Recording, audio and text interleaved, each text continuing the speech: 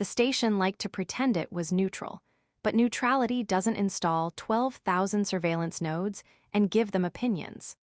I knew that because one of them had just flagged me for inefficient posture, while I leaned against a vending unit that insisted a sandwich counted as emotionally supportive nutrition.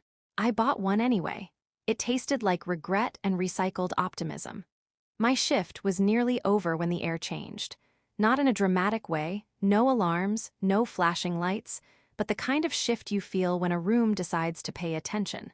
I looked up and there she was, standing near gate 47 as if she had misplaced something as small as a planet. At first, she seemed ordinary.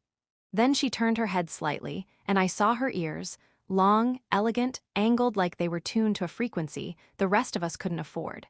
"Don't stare," I muttered to myself, which naturally made me stare more. She moved with care, like gravity was a suggestion she hadn't fully accepted yet. A maintenance drone drifted past her and paused, its sensor ring spinning faster than usual. I had seen that before. It meant the system was thinking, which was never a good sign. The station didn't like things it couldn't categorize. It especially didn't like people who looked like they had read the rules and decided they were optional. "Citizen," a voice chimed in my ear, smooth and disapproving, "you are observing a flagged individual. Please redirect your attention to approved inefficiencies." "Working on it," I said, taking another bite of the sandwich as if that counted as compliance. 3 enforcement drones descended from the ceiling like they had been waiting for their cue. Their lights pulsed a polite shade of threat. She didn't run. She didn't even look surprised. Her ears twitched once, as if she was listening to a distant argument and had just decided who was going to win. "Individual," the drones announced in perfect unison, "you are in violation of interspecies transit protocols." "That sounds serious," I whispered, mostly to the sandwich. She glanced at me. Not a plea, not panic, just a brief, precise look that felt like being selected by a process I didn't understand. Then the nearest drone extended a restraint field, and something in me, possibly the part that disliked being told how to stand, decided this was unacceptable. I stepped forward and immediately tripped over a cleaning bot that had been judging my posture earlier. The impact sent my sandwich flying, which in hindsight was the true crime. I grabbed the drone to steady myself, which turned out to be a terrible idea for everyone involved. Its sensor ring flickered, the restraint field stuttered, and suddenly the system's calm voice gained an edge. "Citizen, your actions are accidental," I said quickly, already regretting the sincerity. She moved then, fast and precise, slipping past the glitching field. Up close, her eyes held a strange stillness, like deep space deciding whether to blink. "You are inefficient," she said softly. "I get that a lot," I replied, because it seemed like the right thing to say while becoming a criminal. "Come," she added, as if inviting me to a mildly inconvenient walk. We ran. Well, she ran. I negotiated aggressively with my legs. The corridor bent into a maintenance sector where the lights flickered like they were nervous. Behind us, the drones recalibrated, their voices multiplying into a chorus of disappointment. "Why am I doing this?" I asked, breathless. "You interfered," she said. "Now you continue." "That's not an answer. It is a sequence." We ducked into a narrow passage filled with humming conduits. The air smelled like overheated logic. She pressed her hand against the wall, and for a moment the hum shifted, like the station had cleared its throat. "How did you?" "Quiet," she said, tilting her head. Her ears angled toward nothing I could hear. Then she smiled faintly. "They are arguing about you." "Of course they are. You are difficult to classify. I've been told I'm special." "Not in a beneficial way," she clarified. Footsteps, real ones this time, echoed from the corridor. I leaned against the wall, trying to slow my breathing, wondering if there was a form I could fill out to undo the last 5 minutes of my life. "What happens if they catch us?" I asked. "They will correct the error," she said. "And the error is me." She considered that, then nodded once. "Yes." "Great," I muttered. "I always wanted to be a problem." She looked at me again, that same precise focus. "You already are," she said, almost gently. Somewhere deeper in the station, something shifted. Not a sound, exactly, more like the idea of a sound deciding to exist. Her ears twitched, sharper this time, and the faint smile disappeared. "We must move," she said. "Because of the drones." "No," she replied, "because the station is starting to notice me." I pushed off the wall, my legs protesting, my mind catching up just enough to be afraid. And that's worse. She glanced back as we slipped into the dim maze of conduits and forgotten pathways. Much worse, she said. We didn't stop until the station's hum thinned into something quieter, like it was pretending not to listen. I leaned over, hands on my knees, trying to convince my lungs that breathing was still legal. Good news, I said between breaths. I'm definitely fired. You assume employment persists, she replied, scanning the corridor as if it might change shape out of spite. That's comforting, I muttered. Nothing says stability like existential unemployment. She moved ahead, fingers brushing the wall again. The lights dimmed in response, not failing, adjusting. I watched it happen and decided I would worry about it later, ideally never. You keep doing that, I said. The touching and the station behaving like it owes you money. It does not owe me, she said. It recognizes interference. From you. She paused, her long ears angling slightly backward, as if reconsidering how much I deserve to know. From what I am connected to. That sounds like a sentence that comes with consequences. It does, she said simply. We turned into a narrower passage where old conduits pulsed with uneven light. Somewhere above us, a voice echoed, multiplied, and distorted. Unauthorized movement detected. Structural pathways recalibrating. Recalibrating sounds bad, I said. It means they are closing routes, she answered, and opening others. For us. No, she said, against us. Great. I always wanted a personalized maze designed by something that hates me. It does not hate you, she said. That's somehow worse. She stopped suddenly, and I nearly collided with her. Ahead, the corridor split into 3 identical paths, each humming at a slightly different pitch. Left, I said confidently, pointing at random. She tilted her head, listening again to something I couldn't hear. Right. Of course it's right. It's always right when I pick left. We took the right path. It narrowed quickly, forcing us to move closer together. I noticed the faint glow along her skin, barely visible, like starlight caught beneath the surface. You're glowing, I said. I am not, she replied. You definitely are. It is minimal, she corrected, and unintentional. That's exactly what someone glowing would say. She ignored me, which I was starting to understand was her way of being polite. The corridor opened into a maintenance hub filled with dormant machines. For a moment, it felt like we had found a pause in the station's attention. I leaned against a console, which immediately beeped in mild disapproval. Even the furniture judges me, I sighed. You attract reaction, she said, almost thoughtfully. I'm starting to think that's not a compliment. It is not, she agreed. A low vibration ran through the floor, not mechanical, deeper. The machines around us flickered, their inactive screens briefly lighting up with patterns that didn't look like any system language I knew. Please tell me that's normal, I said. It is not, she replied again, which was becoming a theme I disliked. Her ears lifted, sharply focused now. The faint glow along her skin intensified, just enough that I couldn't pretend it wasn't happening. They are escalating, she said. The drones. No, she said, stepping away from the wall as if it had suddenly become unreliable. The governing systems. You mean the station. The station is a fragment, she said. This is broader. Of course it is, I muttered. Why deal with one problem when you can have a collection? She turned to me fully now, her gaze steady in a way that made jokes feel slightly less effective. You should not have interfered. Bit late for that, I said, unless you've got a time machine hidden in those ears. They do not function that way. Worth asking. Another vibration, stronger this time. The exits from the hub flickered, 2 of them sealing with a smooth, final motion. So, options? I asked. She stepped toward the remaining passage, then hesitated.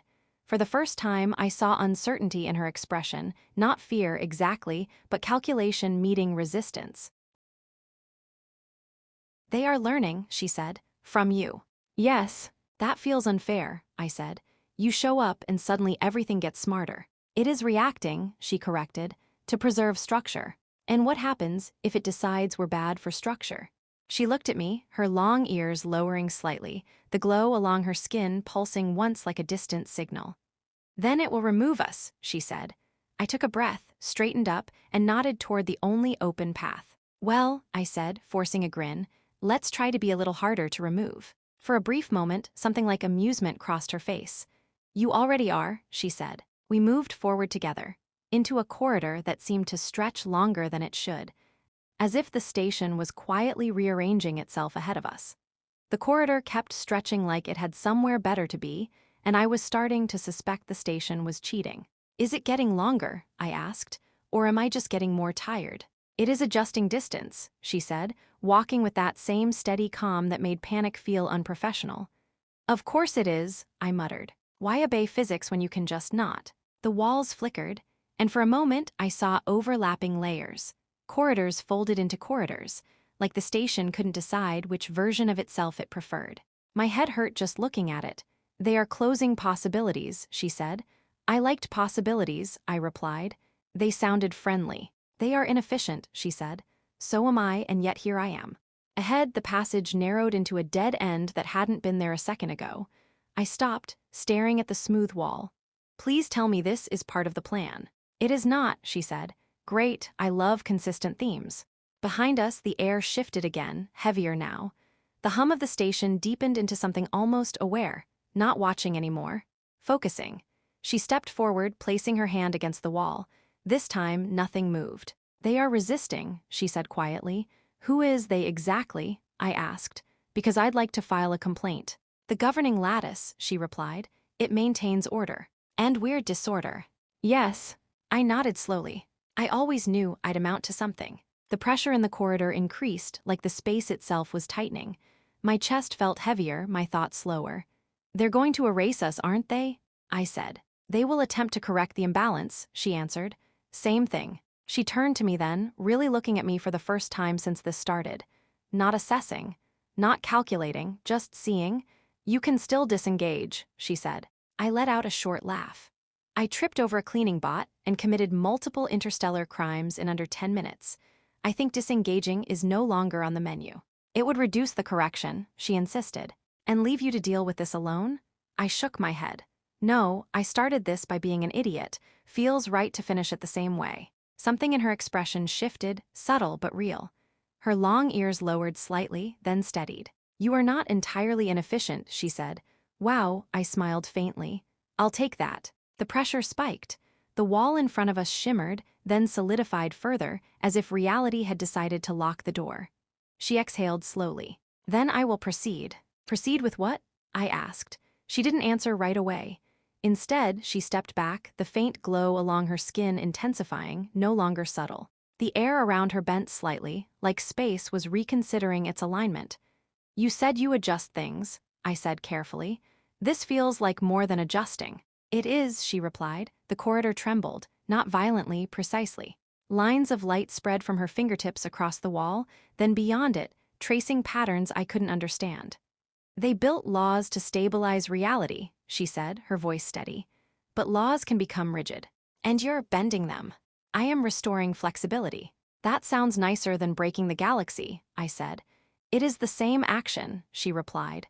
The light expanded, moving through the corridor, through the station, beyond it. I felt it pass through me, not painful, just clarifying. Like every bad decision I'd ever made was being briefly reviewed, and somehow not entirely rejected. The wall in front of us dissolved, not into nothing, but into something else, a path that hadn't existed before. Behind us, the pressure vanished. The hum of the station softened, uncertain now. Did you just win? I asked. She lowered her hand. The glow faded gradually, like a star deciding to rest. There was no conflict, she said, only imbalance. Right, I nodded, very different. We stepped forward together into the new passage. It felt stable, not controlled, not forced, just open. After a while, I realized we weren't being followed. No drones, no voices, just silence that didn't feel threatening anymore. So, I said, glancing at her, what happens now? Am I still a criminal? Yes, she said. Consistent, I sighed. I respect that. But the systems will not pursue you, she added. I blinked. Wait, really? You are no longer classified as an error, she said. I stopped walking. That might be the nicest thing anyone's ever said about me. She looked at me again, that same quiet focus, but warmer now. You alter the outcome, she said. I tripped, I corrected. You chose, she replied. I considered that, then shrugged. Well, if I'm going to break the law, I might as well be good at it. A faint smile appeared on her face. We kept walking, the station no longer shifting against us. For the first time, it felt like we were moving forward, not escaping. Hey, I said after a moment. If you can bend reality, does that mean you could fix the sandwiches here? She tilted her head slightly. That would require a more significant intervention. I nodded seriously. Then we'll save that for later. And for once, the silence that followed felt like something we had earned. We walked long enough that time, stopped feeling like something measured, and started feeling like something negotiated. The passage opened at last into a quiet docking ring, empty except for a single transit craft that looked like it had been forgotten on purpose. I stared at it. Please tell me that's ours and not another bad decision waiting to happen. It is available, she said. That's not the same thing. It is sufficient. I sighed. That's also not comforting. We approached the craft, no alarms, no drones, just a door that slid open like it had been expecting us, which somehow felt more suspicious than resistance. Inside, the systems flickered to life without being asked.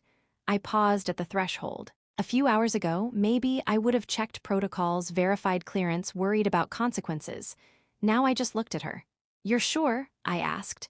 No, she said. I smiled. Good, I'd be worried if you were. We stepped in. The door closed behind us with a soft finality that didn't feel like a trap. The controls lit up, then rearranged themselves into something almost readable. I don't know how to fly this, I admitted. You will not need to, she said, moving to the center of the cabin. Of course I won't, that would be too normal. The craft lifted smoothly. No engines roaring, just a quiet shift as space itself seemed to make room. Through the viewport, the station stretched out, vast, layered, and for once not watching us. Are they letting us go? I asked. They are no longer preventing it, she replied. I'm going to count that as a win. The station drifted farther away, its endless corridors folding back into stillness. For a moment, I expected something, an alarm, a last attempt to stop us. Nothing came. I leaned back, exhaling slowly. So what now? You go back to wherever you're from, and I go back to being a slightly improved disaster. You will not return to your previous state, she said. That sounds ominous. It is not, she replied. You have changed. I considered that. I wasn't running anymore. I wasn't waiting for permission either. The fear was still there, but it didn't feel like something in charge. Yeah, I said. I guess I have. She watched me quietly, her long ears angled slightly forward, attentive in a way that felt different now, not distant, not evaluating. You interfered with a system that governs entire regions of space, she said. Most would not. Most are smarter, I said. Most are compliant, she corrected. I smiled faintly. I've never been very good at that. I know, she said, and this time there was something lighter in her voice. The craft moved beyond the station's influence, stars stretching wider, clearer.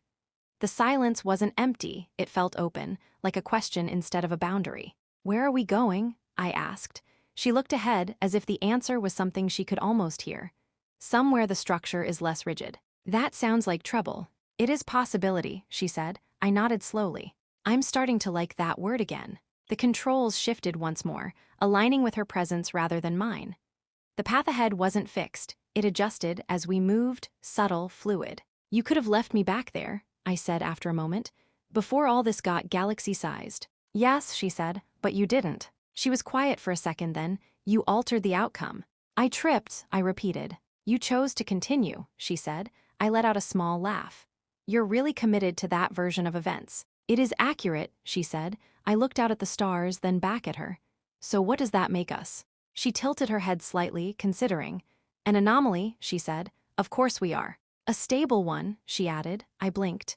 That might be the nicest upgrade I've ever had. The craft glided forward, no longer escaping anything, just moving. The weight of the station, the laws, the systems, it all felt distant now, not erased, but no longer defining. Hey, I said, leaning back with a faint grin. About those sandwiches. She looked at me. If we're going to new parts of the galaxy, I continued, I feel like improving food quality should be a priority. That would require further adjustments, she said. I nodded seriously. Then we'll just have to break a few more rules. For a moment, she said nothing. Then slowly she smiled. And this time, the galaxy didn't resist.